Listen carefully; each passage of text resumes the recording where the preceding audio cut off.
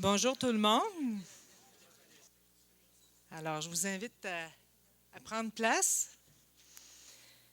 Manon et moi, nous sommes très heureuses de vous accueillir à cette journée sur les enjeux disciplinaires et interdisciplinaires de la formation en soins palliatifs. Pippa Hall est médecin en soins palliatifs et elle est rattachée au Centre de soins continus Bruyère à Ottawa. Elle est également professeure au département de médecine familiale, membre de la section de médecine palliative et ex-directrice du programme de soins palliatifs à l'Université d'Ottawa. Elle est reconnue parmi les leaders canadiens pour la formation en soins palliatifs et en évaluation. Et elle est intéressée non seulement par les soins palliatifs et de fin de vie, mais également par la collaboration centrée sur le patient et par la formation à la collaboration interprofessionnelle. Alors, Merci beaucoup. C'est vraiment un honneur d'être ici parmi vous autres. Et je remercie beaucoup les organisateurs de cette journée-là de m'avoir invité de partager un peu mon expérience avec des soins palliatifs au milieu universitaire en médecine. Et j'ai un grand merci en plus à Maryse Bouvette qui était avec moi sur cette chemin depuis le début, pas juste pour la présentation, mais pour toujours. Elle est vraiment spéciale et bien, merci, Charles. On est encore sur ce chemin. On n'est pas vraiment arrivé à notre destination, mais peut-être ça va juste un peu donner une idée de notre chemin.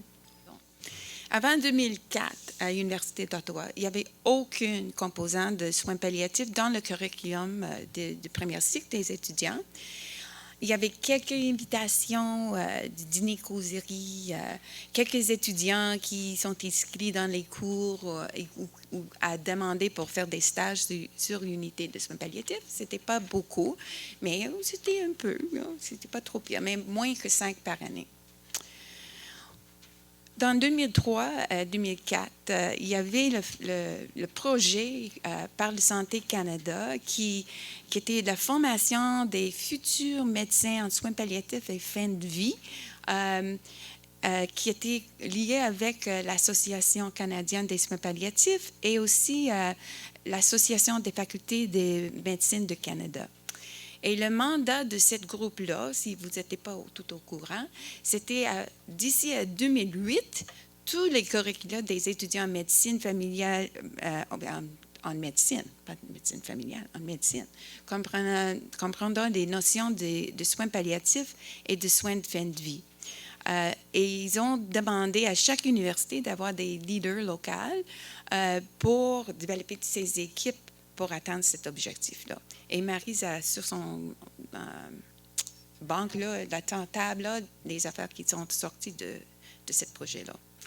Donc, il m'a demandé d'être le leader à l'Université d'Ottawa. Et j'ai accepté, mais j'ai dit seulement si j'avais une équipe interprofessionnelle autour de moi pour voir comment on peut gérer ce projet-là. Et donc, on avait la faculté de médecine à la table, c'était moi, et la faculté des sciences de la santé de l'Université d'Ottawa, qui comprise de l'école des sciences infirmières, l'école de sciences de réadaptation. Et l'Université de Saint-Paul aussi, qui était responsable pour la formation des gens dans les soins spirituels. J'avais aussi mon équipe à Bruyère qui était responsable pour la formation, formation en soins palliatifs, toujours avec une optique interprofessionnelle. Et Maryse était dedans. Et aussi, on a Hospice at Maycourt, qui est la seule maison, encore la seule maison avec des lits à Ottawa, avec des intervenants qui venaient de là. Et à l'Université d'Ottawa, on est supposé être bilingue, c'est-à-dire il y avait toujours une approche bilingue dans notre formation.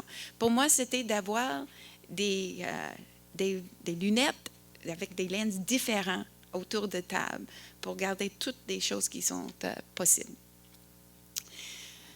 On a fait une étude avec les étudiants en médecine 4e année et c'était à cause autour de table, j'avais des infirmières qui avaient fait une étude avec leurs étudiants en nursing. Et puis on a dit, OK, on va faire la même étude avec nos étudiants en médecine. Ça a pris un outil qui s'appelle le FAT Code, et qui a démontré que les étudiants avaient une bonne attitude vers les soins palliatifs, fin de vie.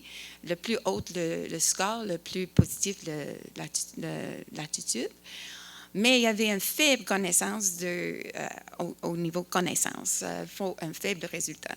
Ce n'était pas un outil validé qu'on a utilisé, mais c'était juste un petit test qu'on a donné à les étudiants qui a démontré qu'ils ne savaient pas ce qu'on pensait qu'ils devraient savoir.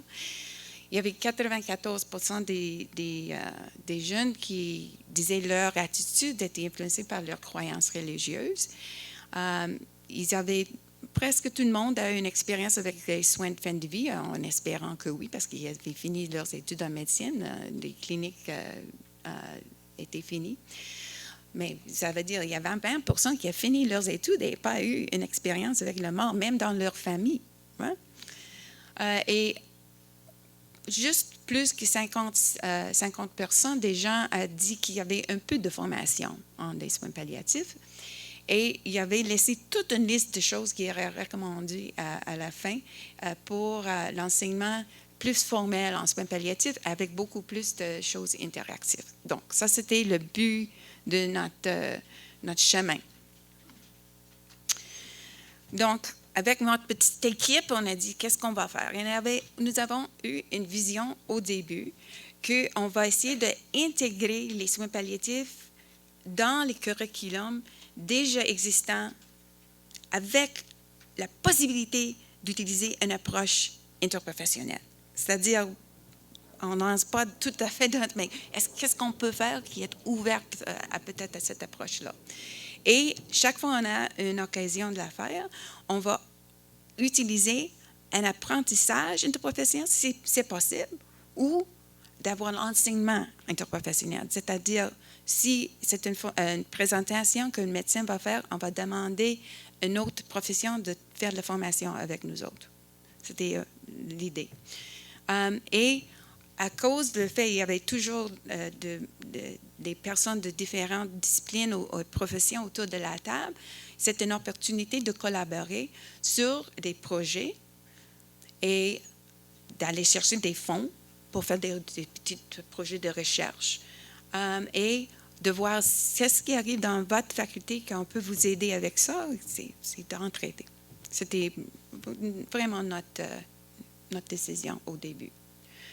Donc, c'est quoi les portes qu'on peut cogner là-dessus pour ouvrir?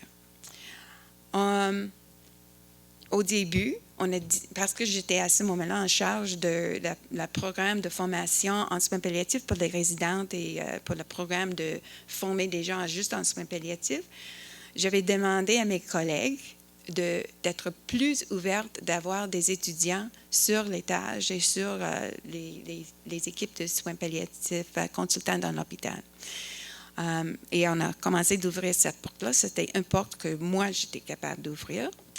Et dans l'année de 2002, j'ai monté un cours avec mes collègues en nursing, en soins infirmières et en soins spirituels, où on utilisait la littérature, des petits romans, des poèmes, des affaires comme ça pour discuter la mort.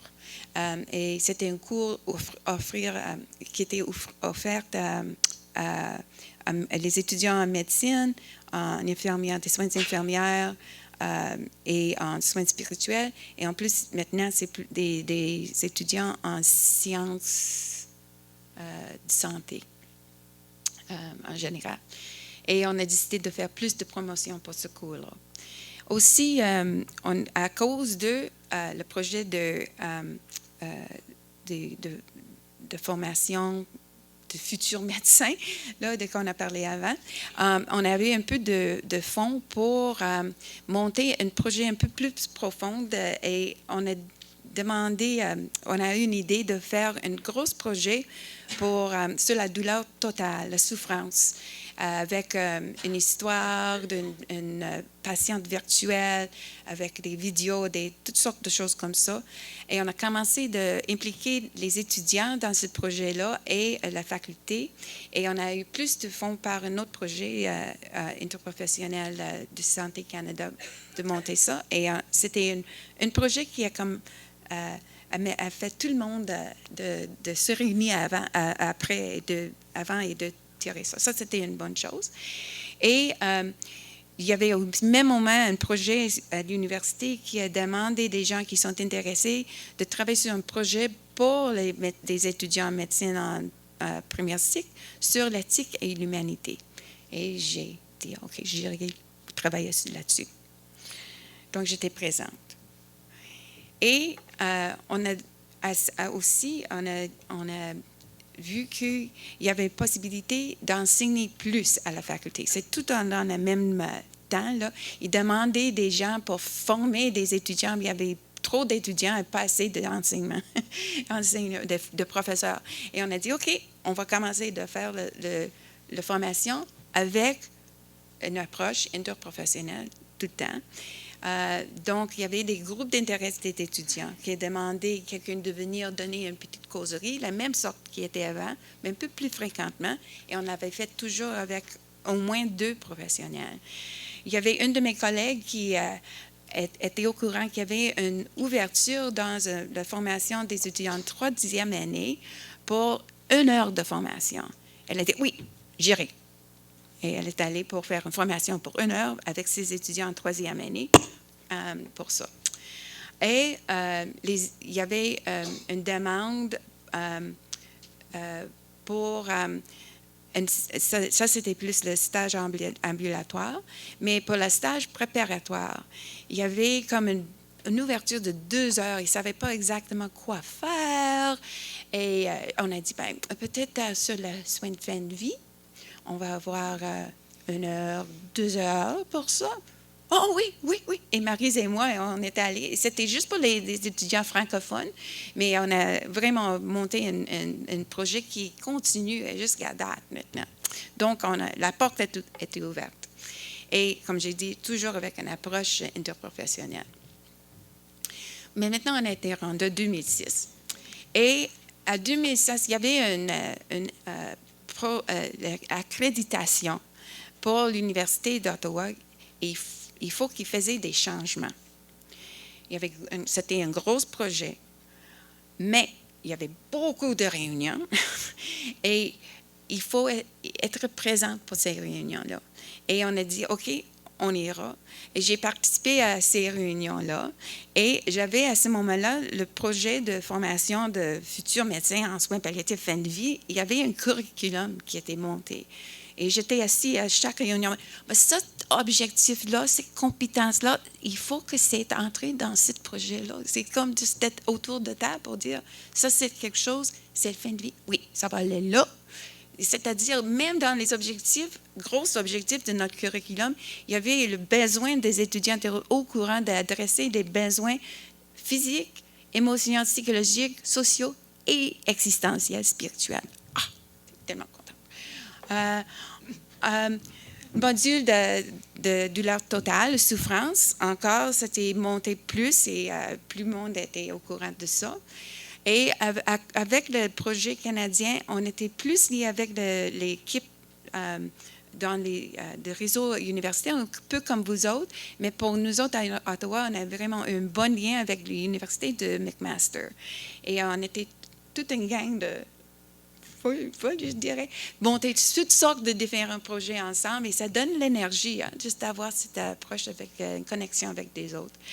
Et engagement, recherche engagement, plus, j'ai demandé à tous mes collègues en division de commencer de prendre la responsabilité de donner les formations, d'être des facilitateurs des petits groupes d'étudiants qui font comme des petits groupes de problem-based learning. Qu'est-ce que je veux dire là? Par problème, d'être des personnes qui étaient présentes pour avoir ces discussions-là. Donc, ça commence. Et la grande ouverture, en 2006 à 2008, ça commence. Pour les nouvelles étudiants en médecine, il avait décidé d'avoir une nouvelle unité d'introduction à la profession. C'est les 3 premières semaines de leur année, la première année. Donc, j'ai sauté dedans. On a commencé, même dans les premières semaines, qui va avoir une introduction à la concept de la souffrance. On a monté des petites cas de problèmes, même dans les premières 3 semaines, qui étaient basés sur une approche holistique. Il faut être au courant de toutes les dimensions. Ce n'était pas les soins palliatifs, mais il y avait comme le concept de la souffrance dedans et tous les concepts de la société, les affaires sociales, psychologiques, culturelles, existentielles, tout était dedans dans ces problèmes. Et mes collègues en soins palliatifs étaient une grande partie des animateurs de cette formation pour les étudiants en première année. Aussi, je ne sais pas comment je suis arrivée là, mais je suis comme la directrice d'un programme de compétences pour les 4 années de la formation des étudiants en médecine. Mais la chose qui était, l'outil qui était dans ça, c'est un portfolio, un e-portfolio, qui était basé sur les 7 compétences de CanMeds, avec le 8e de personnes qui étaient dedans. Et les étudiants, il faut qu'ils gardent toutes ces compétences pendant les 4 années de monter un portfolio. Encore, mes collègues en soins palliatifs sont des coachs pour cette projet-là. Pas tous les coachs, mais une grande partie des coachs. Mais dans ça, il faut que des gens commencent d'apprendre par la réflexion. Et pour moi, c'est une partie de notre pratique, comme en soins palliatifs, d'être capable de faire ça. Et ça, c'est ce qu'il faut. Dans la première partie, de cette première, je pense que c'est la 3e semaine, on a une compétition interprofessionnelle pour les étudiants. Mais c'est un cas de désastre. Et on demande à les collèges d'amener leurs étudiants des paramédics, on a des infirmières, on a des nutritionnistes, toutes sortes de gens qui viennent des collèges et des universités de participer. Malheureusement, c'est vu encore que les médecins encore, ils font des affaires comme ça. C'est juste la médecine qui fait ça. Mais on fait des invitations à des autres. Et ça a grandi. Et c'est juste 2 heures de petits groupes. Ils jouent ensemble, ils trouvent des solutions, puis ils reviennent dans un grand groupe pour partager leurs idées. Et ça donne juste une petite goutte de la chose interprofessionnelle. Et comme je dis, augmentation d'enseignement. Et on essaie de faire ça toujours avec les lunettes interprofessionnelles, je dirais. Les autres choses qui commençaient d'évoluer à ce moment-là, un peu plus tard dans leurs années, il y avait une session d'éthique que Maryse et moi, on avait faite ensemble pour plusieurs années. C'est le code de soins palliatifs. Il y avait le stage préparatoire que j'avais dit avant, qui continue. Il y avait le cours ambulatoire qui est devenu comme une partie régulière avec des questions sur leur examen là-dessus.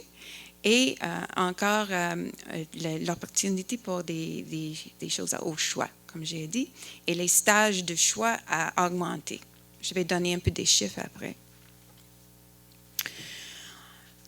L'autre chose qui est arrivée, après 2008 et 2010, le cours ambulatoire est devenu obligatoire avec un stage palliatif pour les étudiants en troisième année.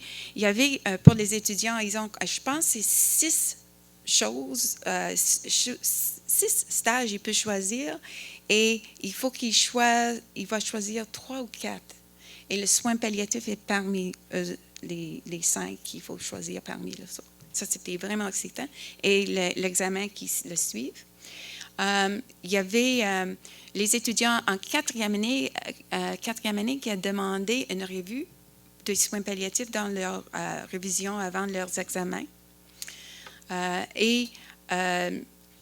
on continue d'être très impliqués dans le comité de révision de le curriculum parce qu'il y avait une autre chose qui arrive.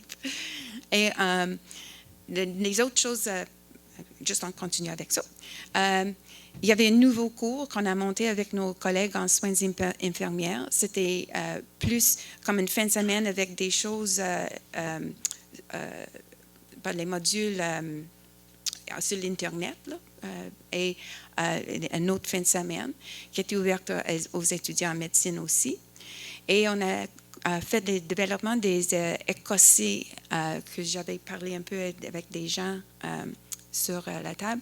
Et on a monté, au début, on avait comme 3 ou 4 écossais juste en soins palliatifs pour les étudiants en troisième, prévu pour les étudiants en troisième année. Maintenant, je pense qu'on est monté à 7, autour de 7. Et on a fait de traduction jusqu'à 3 jusqu'à date. Ouais. Ça, c'est fun. C'est un groupe d'étudiants. C'est supposé d'être des étudiants de des professions différentes, mais vous pouvez les faire avec juste une discipline aussi, une profession aussi. Bon. En 2010, le nouvel curriculum est déroulé en 2008 avec l'unité d'introduction, comme j'ai dit. Ces étudiants-là étaient rendus aux 2e année et maintenant, ils ont demandé quoi faire avec ces étudiants en 2e année avant qu'ils vont commencer leur clerkship. Et on a décidé, il y avait une unité d'intégration. Et j'étais autour, il faut que les gens sont autour de table quand les idées commencent à dérouler, hein, parce que si on n'est pas à la table, il y a des autres idées qui vont arriver. Mais on était là, une unité d'intégration. Ben oui, la gériatrie, c'est une bonne idée. La pédiatrie, peut-être, c'est une bonne idée. Et des soins palliatifs, ça serait une très bonne idée. Ben oui, c'est une très bonne idée. Et on était chanceux aussi parce que les gens qui travaillent en anesthésie étaient responsables pour la formation autour de la douleur chronique aiguë, tout ça. Et on a dit, ben oui, c'est vrai, on est toujours dans le même domaine de la douleur. Donc, peut-être on peut travailler ensemble pour monter quelque chose de base pour la douleur, parce que vous autres avez besoin d'une semaine pour la douleur. Donc, la douleur était une semaine. Et puis, nous autres avions toute une semaine pour les soins palliatifs. Et ce n'était pas nécessaire de vraiment retoucher à la douleur de base, juste de dire dans les soins palliatifs, il y a des différences ici et des différences par là, peut-être des petites affaires. Et aussi, la bonne chose avec ça, c'était on a réglé des différences entre anesthésie et nous autres. Parce qu'il y avait des fois des informations différentes qui étaient données. Et quand ils ont compris pourquoi on dit des choses un peu différemment, ça fait de bon sens et on a réglé les différences. Et les étudiants vont recevoir les mêmes informations des deux. C'était vraiment fun. Et on a monté un module d'auto-apprentissage pour la douleur. Et c'était obligatoire pour les étudiants de le faire. Et on était chanceuse parce que on était en train à Brière de faire un autre module sur des soins palliatifs et on a intégré ce module d'apprentissage dans le module à Brière, c'est-à-dire n'importe qui peut aller voir ce module sur la pathophysiologie de la douleur dans ce module-là. Les étudiants ont leur propre module, mais aussi, ils peuvent aller voir tout un gros affaire. Et j'ai mis le URL de ça si les gens sont intéressés d'aller le voir. Et on avait, comme j'ai dit, toute une semaine de soins palliatifs avec des cours, des cas de discussion problématiques pour des étudiants de le faire.